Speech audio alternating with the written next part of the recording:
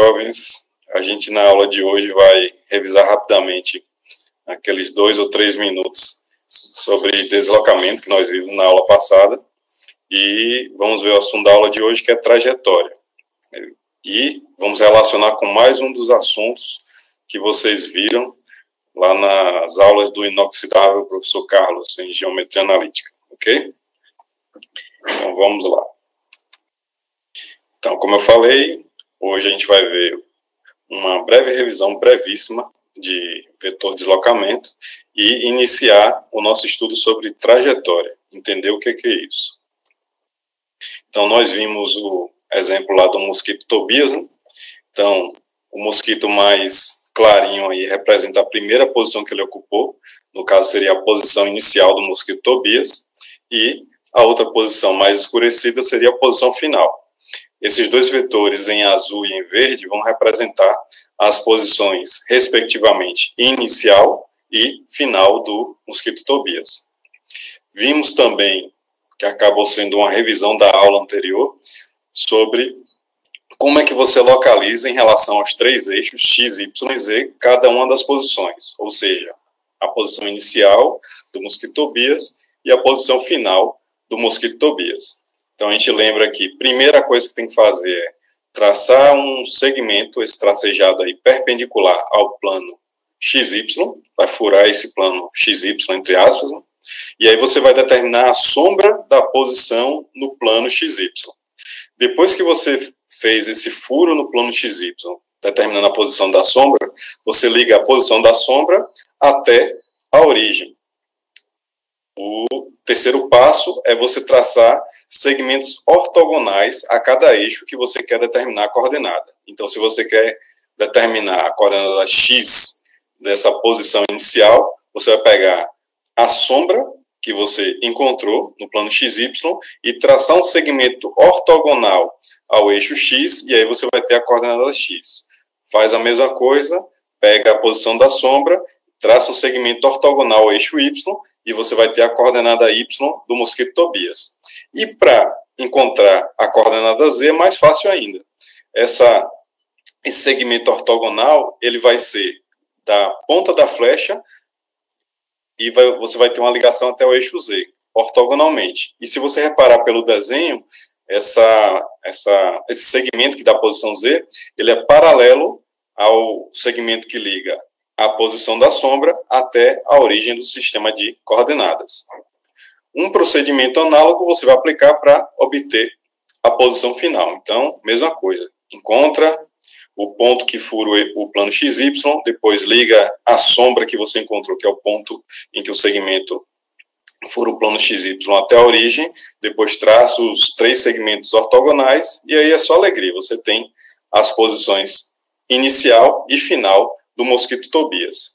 Vimos também que a gente pode enxergar esses planos determinados por esses vetores, a partir desses segmentos aí que você traça, né? Então, esse segmento em azul, essa seta em azul mais claro, vai dar justamente o vetor deslocamento, que vai ligar a sua posição inicial até a posição final, ok? Então, no caso, esse segmento em azul vai dar o deslocamento para ir dessa primeira posição em que ele está mais clarinho até a posição em que ele está mais escurecido. Agora, a gente poderia perguntar, além da informação sobre deslocamento realizado pelo mosquito Tobias, a gente poderia perguntar qual foi a trajetória. Será que essa trajetória foi algo em linha reta, foi algo descrevendo uma circunferência, foi algo descrevendo uma cúspide, uma cardioide ou qualquer outro nome estranho de curva que você conheça? Para isso, vamos agora acrescentar mais uma personagem do mundo dos insetos, no caso, a abelha Josefina. Ela vai nos ajudar a entender essa ideia, esse conceito de trajetória. E como você repara, mais um nome exótico que nem o nome desse seu professor que vos fala, Josefina. Então, para isso, a gente vai olhar em dimensões comparáveis às dimensões de uma abelha, né? Então, aí você olha à direita, vou colocar uma representação desse movimento da abelhinha Josefina. destacando em azul claro à direita.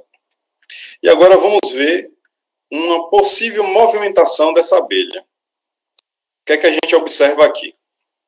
Ao longo desse movimento da abelha, essas setas vão indicar qual vai ser o comprimento do deslocamento, no caso, deslocamento parcial, já que não chegou ainda à posição final, né?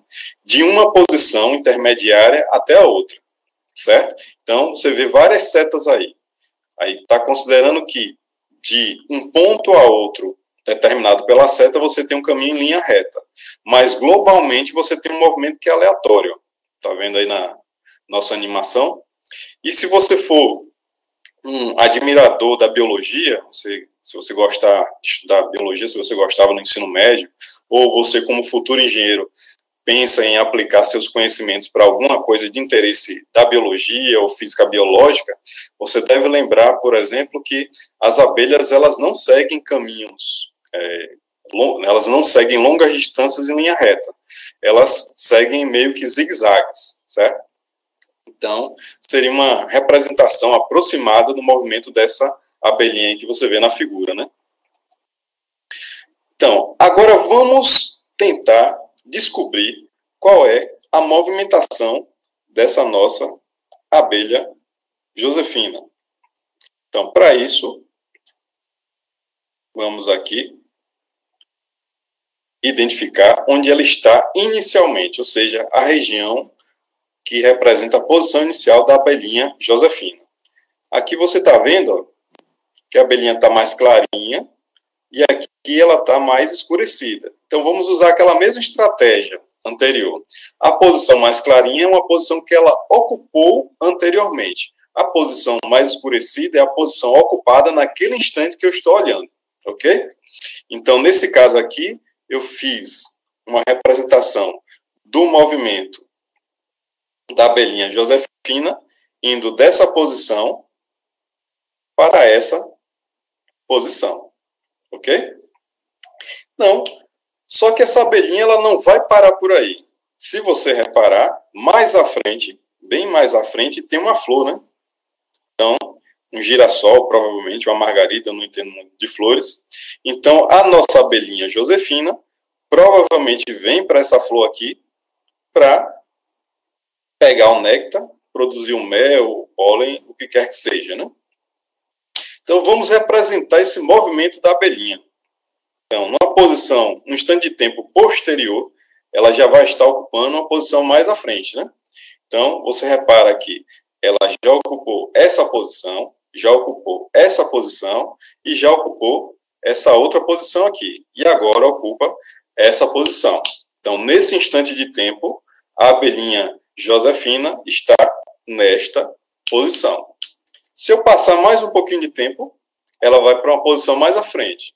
E aí, pego outro instantâneo do movimento dela, outra foto do movimento dela, ela já está numa posição mais à frente. E assim eu continuo, prosseguindo, e nossa abelhinha vai ocupar várias posições sucessivas. Então, o que é que você pode reparar aí, quando eu represento essas várias posições sucessivas? Então, ela partiu daqui, passou por aqui, passou por essas posições todas, que posso ligar, usar uma curva para ligar cada uma dessas posições ocupadas pela abelhinha Josefina.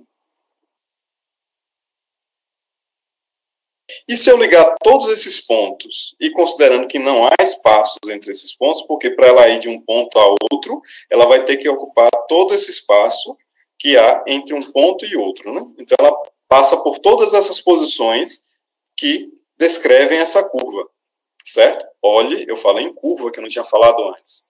Então, já adiantando uma ideia que a gente pode perceber, eu acho que alguns de vocês já perceberam, quando eu juntar todas essas posições ocupadas pela abelhinha Josefina ao longo do seu movimento, eu vou determinar justamente uma curva. Essa curva pode ser uma reta? Pode. Digamos que a abelhinha Josefina, ela fizesse um caminho em linha reta, seja de baixo para cima, de cima para baixo, da esquerda para a direita ou da direita para a esquerda. Então, aí a curva seria uma reta, certo? Parece algo paradoxal, né? Uma curva é uma reta, mas entenda a reta como um caso especial das curvas, certo? Então, você pode ter uma reta ou qualquer outra curva. Nesse caso aí, quando eu juntei todas as posições ocupadas pela abelhinha Josefina, eu determinei uma curva, ok? E aí você vê alguns trechos mais escurecidos em preto aqui, né? Que você vai dar destaque justamente ao desenho dessa curva, né? Então, eu poderia colocar em mais destaque aqui também, né? E se eu tirasse todas essas posições aqui da abelhinha, eu teria justamente uma curva toda como essa aqui em preto, com essa espessura, né? Certo? Então, primeira coisa que a gente percebe, já diretamente da nossa representação, é que eu posso unir todas as posições ocupadas pela abelhinha Josefina e a união dessas posições ocupadas, que são pontos no espaço, eu vou ter o desenho ou a construção de uma curva a partir desse movimento da abelhinha Josefina. Só que você lembra que cada ponto desse, para que eu tenha alguma relevância na representação em termos físicos, se eu quero saber a localização, eu tenho que localizar cada ponto desse em relação a um referencial. Entenda aqui o referencial como um sistema de eixos, ok? Então, cada ponto desse vai ter uma localização em relação a um eixo X, a um eixo Y e a um eixo Z, se eu estou trabalhando com coordenadas cartesianas. Então, aqui X, Y, Z seriam os três eixos em coordenadas cartesianas e cada pontinho aí desse, representando uma posição da abelhinha, vai ter uma localização em relação a esse sistema de eixo X, Y e Z. E aí, por exemplo, nesse caso aqui, eu escolhi para dar a localização um ponto nessa curva aqui, nessa parte da curva, né? Como você vê aqui eu riscando. E aí você vai ter uma setinha ligando a origem do sistema de eixos até a posição que eu quero localizar, que é essa aqui, que eu risquei, ok? E eu posso fazer isso para vários pontos ao longo dessa curva, que representa as posições, a união das posições ocupadas pela abelhinha Josefina. Se eu juntar todas essas localizações, eu vou ter como localizar não somente cada ponto isolado em relação a esse sistema de eixo X, Y e Z, mas eu vou ter uma localização da própria curva como um todo em relação a esse sistema de eixo X, Y e Z. Entenda aqui a localização da curva como a localização de cada um dos N pontos, no caso aí um N tendendo a infinito, né? Você imagina infinitos pontos constituindo essa curva, e aí você vai ter uma localização desses vários pontos em relação ao sistema de eixos, logo você vai ter uma localização da curva propriamente dita, porque você pode entender, ou melhor, deve entender essa curva como sendo a reunião ou união, o conjunto de todos esses pontos que representam as várias posições ocupadas pela abelhinha Josefina, ok? E aí, digamos que este jovem, muito curioso, criança pequena muito curiosa, só que essa criança pequena, ela é diferenciada. Ela não gosta de brincar de carrinho, ela não gosta de soltar pipa, ela gosta de brincar de física. Logo, ela gosta de ter dúvidas sobre sistemas e situações avançadas. Então, ela botou na cabeça que ela quer saber o que é trajetória, certo? Ela já sabe, com essa idade, ela já sabe o que é deslocamento. Então, ela já sabe o que é deslocamento, mas ela quer ter certeza se ela entendeu o que seria trajetória. Eu acabei não falando aqui explicitamente, diretamente, o que seria trajetória, mas eu acho que vocês já perceberam, lembrando lá do que você viu lá no ensino médio, em física, e também talvez no ensino fundamental em ciências, a definição de trajetória que você viu lá, e você talvez já tenha enxergado como definir trajetória a partir do que a gente discutiu até agora. A trajetória nada mais, nada menos do que justamente você juntar, você reunir todas essas posições ocupadas por um objeto em movimento ao longo de seu movimento, ok?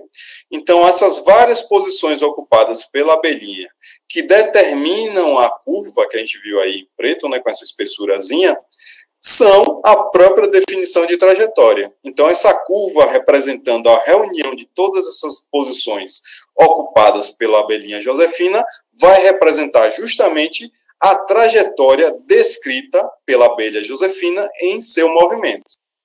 Então, vocês acabaram de perceber o que representa a trajetória e logo podem responder a este jovem curioso de 3 anos, um rapaz diferenciado que gosta de física mesmo com uma idade tão jovem, né? Ele sendo tão jovem. Então, a gente viu nas aulas anteriores que o deslocamento é um vetor que liga uma posição a outra posição.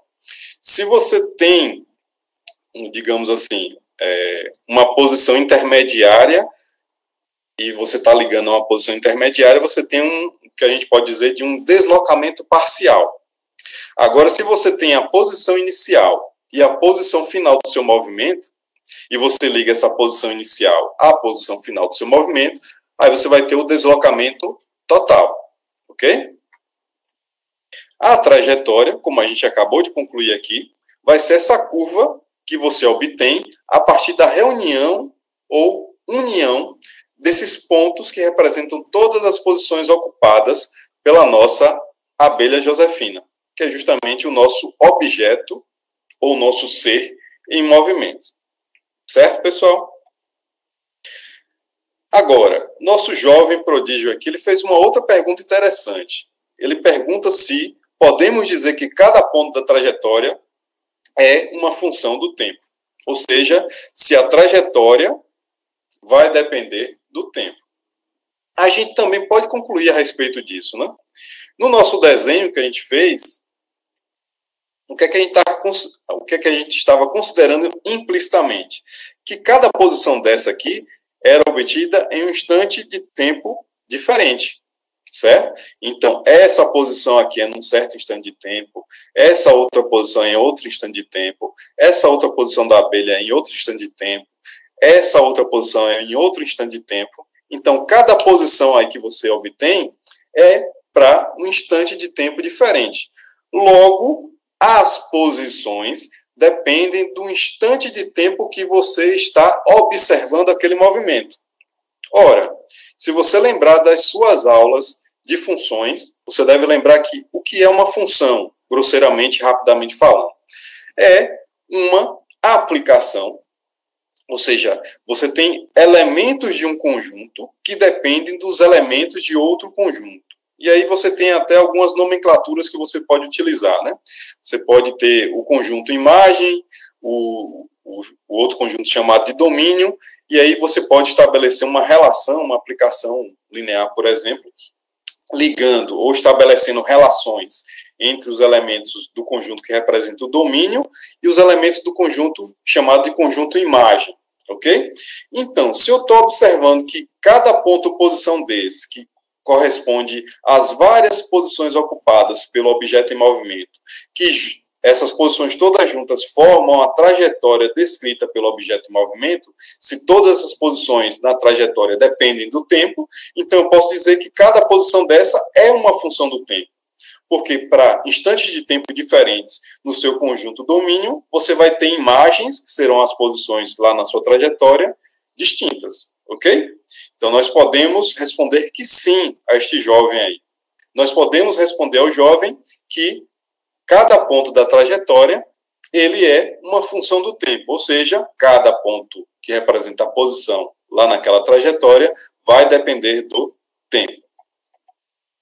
Então, nós podemos dizer que S, no caso a posição, é um S de t, ou seja, S, a posição, é função do tempo. Então, vamos usar essa notação, né?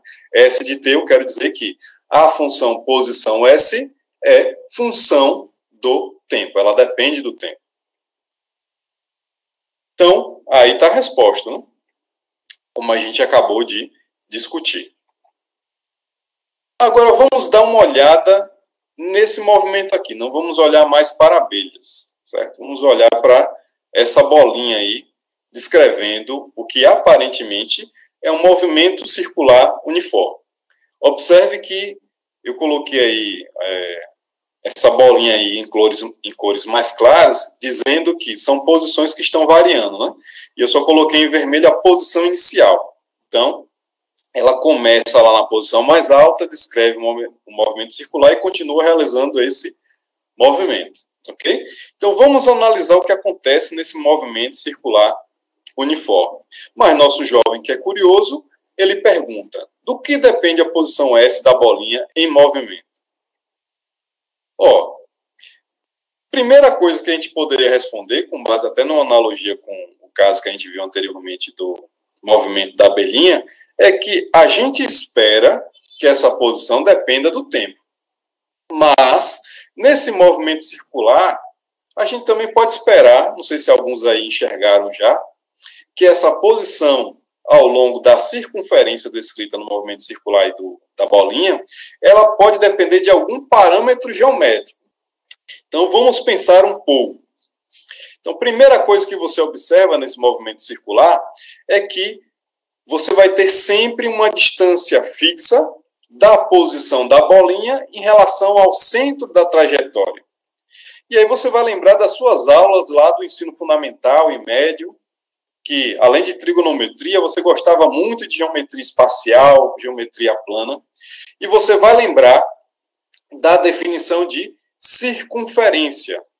Qual é a definição em geometria para circunferência? Ou uma das definições possíveis. Se eu for falar de uma maneira formal, eu poderia dizer que a circunferência é o lugar geométrico de todos os pontos equidistantes de um certo ponto, que é um ponto central. Ok? Vamos analisar o que é que eu acabei de dizer aqui. A circunferência é o lugar geométrico, ou seja, você vai ter uma geometria de alguma coisa, dizendo grosseiramente, certo? Então, a circunferência é o lugar geométrico de todos os pontos que são equidistantes. Aí você lembra, como você gosta de latim e grego, você lembra que equi é um prefixo que significa o mesmo. Então, equidistante quer dizer que você tem a mesma distância, ok? Então, a circunferência é o lugar geométrico dos pontos equidistantes, ou seja, é o lugar geométrico dos pontos que estão à mesma distância. Agora, esse lugar geométrico dos pontos que estão à mesma distância de algo, né? Então, estão à mesma distância de um ponto. Então, estão à mesma distância de um ponto, que é um ponto central. E que ponto central é esse? É o centro dessa geometria, é o centro dessa circunferência, ok? Então, quando eu pego vários pontos que estão todos à mesma distância de um ponto central, eu vou ter justamente um lugar geométrico que representa uma circunferência. Uma maneira simples de você enxergar isso, ou melhor, de você representar isso geometricamente, é você pegar um compasso. Então, a maneira mais simples de você desenhar uma circunferência era você pegar um compasso, colocar aquela pontinha metálica mais fina num ponto lá da folha, e aí você girava o seu compasso e você tinha a sua grafite descrevendo uma circunferência com um certo raio. O que seria o raio? Seria a distância do centro, onde está aquela ponta metálica, até qualquer parte riscada lá na folha, certo? Qualquer ponto ali naquela parte riscada da folha. E a parte riscada da folha descreveria justamente a circunferência, ok? Então, você pode observar agora pelo desenho de baixo, que é você pegar uma foto instantânea lá daquela animação de cima aí. Eu estou olhando agora para a parte mais à direita do seu slide, certo? Na parte superior à direita você tem a animação e na parte inferior à direita ainda você tem uma esferinha rosa, que representa uma posição anteriormente ocupada, e uma esferinha, uma bolinha vermelha, que é uma posição atual naquele momento que eu tiro a foto. Então, você observa o que aqui nessa figura? Que eu tenho um ângulo alfa associado a esse segmento que liga o centro da circunferência até a posição onde está a bolinha vermelha aqui, certo? Então, essa distância aqui é o que eu chamo de raio. E essa distância aqui é a mesma distância aqui desse tracejado, certo? Justamente porque o lugar geométrico de todos os pontos que estão à mesma distância desse ponto central são aqueles pontos que pertencem a uma circunferência. Vocês concordam comigo que eu posso dizer que uma posição S qualquer dessa aqui, ela vai ser uma função também desse ângulo alfa? Vocês concordam? Porque aqui eu posso ter vários ângulos, ó. Se eu pegar essa posição, eita, aqui esse segmento aqui está mais curvo do que as estradas construídas no Brasil com dinheiro público. Então, aqui você vai ter um outro ângulo que eu vou chamar de gama, por exemplo. Ok? Aí você poderia ter essa outra posição e aí você teria um outro gama, um outro ângulo que eu vou chamar de, sei lá, π, outra letra grega. Certo? Então, você, para ângulos diferentes, determinados, quando você considera isso aqui com a posição inicial, digamos aqui o S0, você movimentando a sua bolinha, essa bolinha vai ocupar várias posições, e aí eu ligo a posição ocupada pela bolinha até o centro e olho qual é a movimentação angular, digamos assim, a partir desse segmento tracejado aqui da minha posição inicial até o outro segmento onde está a sua posição final, ok? Então, essa posição angular vai variar no decorrer do tempo e à medida que as posições forem alteradas no movimento circular descrito por essa bolinha. Então, além de depender do tempo, essa posição vai depender do alfa. Aí você pode dizer, não, então eu vou dizer que a posição é tanto uma função do tempo quanto do ângulo alfa.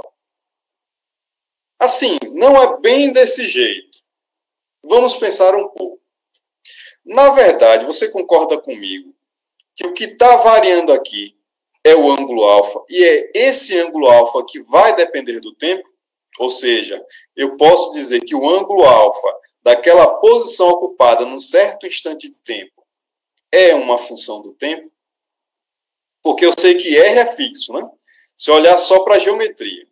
Então, digamos que eu olhe qual vai ser a relação do S com esses dois parâmetros geométricos, que são o raio e o ângulo alfa, certo? R é fixo, é uma constante. Então, ele não vai implicar em nenhuma variação para a função S. Só o que está mudando é o alfa, se eu olhar só para a geometria, certo? Então, vai ser mais simples, em vez de eu tratar o S como um S de T e alfa, se eu pensar de uma forma levemente diferente. Se eu pensar que os parâmetros que interferem na minha posição são apenas parâmetros geométricos. No caso, pode ser R e alfa, ou, como a gente acabou de concluir, somente alfa, né? Porque o R é uma constante, não vai implicar em variação da função S, né? Então, eu vou dizer que S é função de alfa. Só que esse alfa ele muda no decorrer do tempo. Por quê? Para instantes de tempo diferentes, eu vou ter alfas diferentes. Eu posso chamar, em vez de gama π, ou θ, ou gama, eu posso chamar de alfa 1, cada ângulo desse aqui. Alfa 2, alfa 3, e aí você pode até dizer que é um S de alfa I, por exemplo, certo? Onde cada alfa I desse aí, com esse índice I variando, vai representar ângulos diferentes para instantes de tempo diferentes, ok? Então, no instante de tempo t igual a 1, você vai ter alfa 1, por exemplo. No instante de tempo t igual a 2, você vai ter o alfa 2, e por aí vai. E você pode pensar que se esse alfa é uma função do tempo, S é o que a gente chama de funcional, certo? Então, S é função de um alfa, e esse alfa, o próprio alfa, é uma função, certo? Então, S é um S de alfa de t. Então, tenhamos em mente que S é um funcional, que a gente chama de funcional.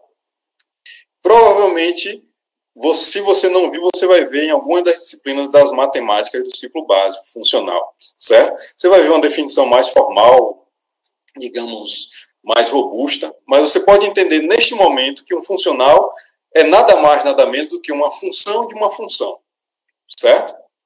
Então, eu posso dizer que S é um S de R alfa, só que a gente sabe que R é constante, né? Então, na prática, não é bem S de R alfa, um S de alfa, né?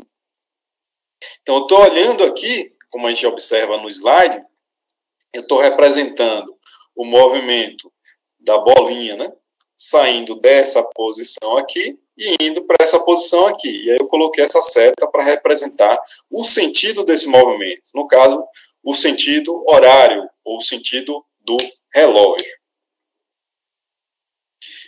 E eu posso, ou melhor, devo, localizar esse movimento em relação a algum sistema de eixos. Para a nossa alegria, é a representação mais simples possível, que é uma representação no plano. No caso, eu vou precisar apenas dos eixos X e Y. Não vou precisar nem dizer aqui, né? E a partir daí, vem a perguntinha, que do nosso amiguinho aí de 2, 3 anos, ele pergunta, como é que vai ficar esse ângulo, né? Já que eu estou girando em um sentido que é no meu movimento, estou girando de Y para X, né? Só que a gente mede geralmente o ângulo no sentido anti-horário. Isso é um problema? Não. É só você lembrar, por exemplo, vou chamar aqui esse ângulo agora, já que eu quero saber quem é θ, você deve lembrar lá da sua trigonometria, uma das partes mais belas que você mais gostava da matemática, que por esse desenho aí, alfa mais θ é igual ao quê? Π sobre 2 radianos, ou se você trabalhar em graus, vai ser alfa mais θ igual a 90 graus. Ok? Então, se eu só tenho informação de alfa, que é a do meu movimento ali, que é no sentido horário, mas eu quero movimento no sentido horário, né? Informações sobre esse movimento no sentido anti-horário, eu vou só trocar alfa por θ, usando que θ é π sobre 2 menos alfa nas equações que eventualmente apareçam. Ok? Então, se você precisar trabalhar com ângulo θ, só faça essa transformação. Bem simples, né? Então, lá da geometria, você lembra que para esse movimento circular, se eu pegar qualquer ponto aí ao longo dessa trajetória, nessa circunferência descrita aqui pela bolinha, eu vou sempre pegando as coordenadas x e y, e x ao quadrado mais y ao quadrado vai ter que sempre ser igual a r ao quadrado, que é um vínculo da circunferência. Sempre isso vai acontecer. Se você pegar o par xy de qualquer ponto que esteja, obviamente, sobre a circunferência ali descrita, você lembra lá da geometria que x quadrado mais y quadrado vai ser r quadrado, que é justamente a equação da circunferência de raio r, né? Eu posso também projetar, por exemplo, se eu pegar essa posição aqui, eu estou escolhendo essa posição específica da bolinha. Então, eu posso projetar, e a gente já viu a questão das projeções, né? Até explorando dentro no âmbito de produto escalar, né? Eu vou ter uma projeção dessa posição ao longo do eixo Y e outra projeção ao longo do eixo X, né? Cada projeção dessa vai depender desse raio R, que é justamente a hipotenusa de um triângulo retângulo desse aqui que você escolha, né? Ou esse triângulo retângulo ou esse outro triângulo retângulo, ok? Então, eu vou ter que, pelo desenho aí, pegando a projeção ao longo do eixo X, eu vou ter que x é r cosseno de θ e y é r seno de θ, né? Então, bem simplesinho. Então, eu posso também lembrar, como eu fiz aquela discussão antes com vocês, eu coloquei o R ali, aí ainda, só para deixar bem didático, só para mostrar que eu estou explorando somente a parte geométrica da coisa. Você lembre que, na prática, o R não vai afetar em nada na variação da posição S, já que o R é fixo, né? Eu só estou lembrando aqui, enfatizando, com esse raio aí, que o nosso ângulo alfa é uma função do tempo.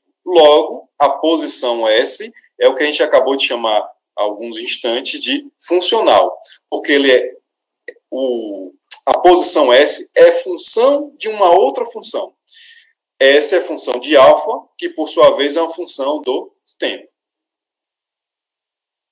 E aí, a gente vê mais um exemplo, com outra animação, representando as várias posições, melhor dizendo, ocupadas por um objeto em movimento, que é essa animação que você vê aqui embaixo, né?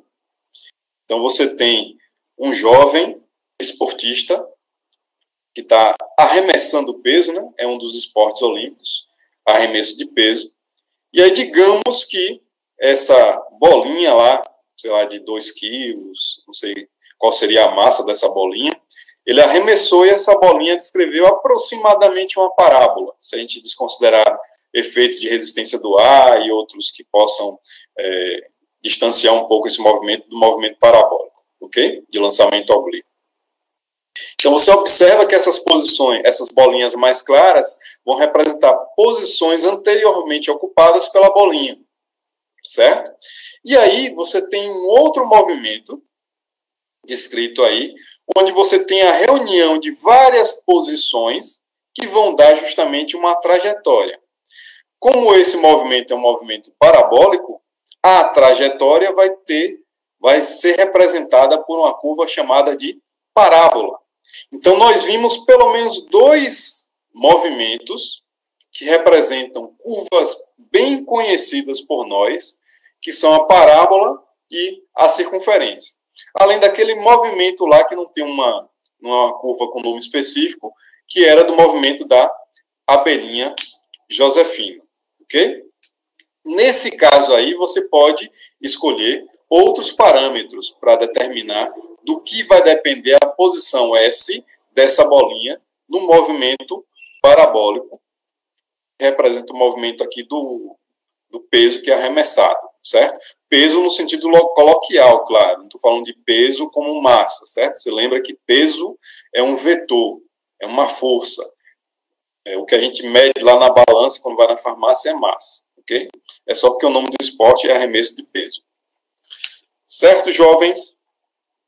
Então, essa aula foi um pouco mais curtinha, foi justamente a primeira parte da nossa discussão que nos trouxe, né, a gente começou a introduzir a relação entre trajetória e uma coisa que eu acho que alguns de vocês já enxergaram de um dos assuntos que vocês viram lá na geometria. Vamos ver se vocês já enxergaram isso. Olha, eu tenho curvas que dependem de um parâmetro. Que assunto lá da geometria analítica você viu que explora parâmetro e curva? Na verdade, para o caso geral, você tem parametrização de curvas, certo? Então, a reta seria o caso especial de uma curva. Então, jovens, a gente começou hoje essa relação entre física, no caso, o conceito de trajetória, e parametrização de curvas. Na próxima aula, nós terminaremos esse assunto.